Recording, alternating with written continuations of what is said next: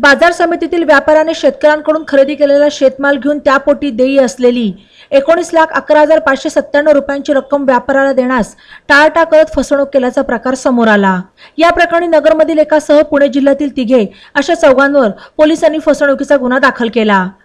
याबाबत व्यापारी प्रफुल्ल पंढरीनाथ नेवसे राहणार भांडेवाडी तालुका कर्जत यांनी कर्जत पोलीस ठाण्यात फिर्याद दिली।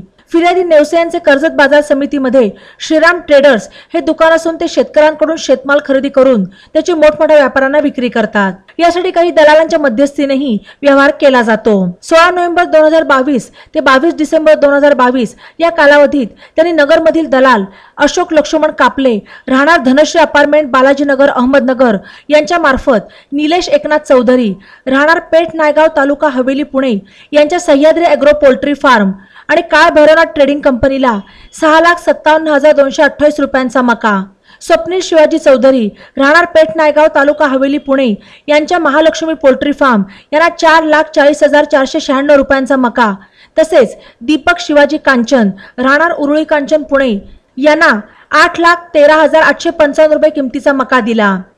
या तिघांकडून 19,11,597 रुपयांची रक्कम येणे बाकी असून त्यांच्याकडे वारंवार मागणी करूनही त्यांनी पैसे देण्यास टाळाटाळ करत आपली फसवणूक केल्याचे फिर्यादीत म्हटले आहे।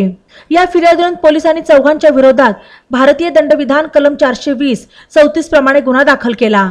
बातम्यांसाठी ई नवा मराठा YouTube चॅनलला सबस्क्राइब करा आणि बेल आयकॉनवर प्रेस करा।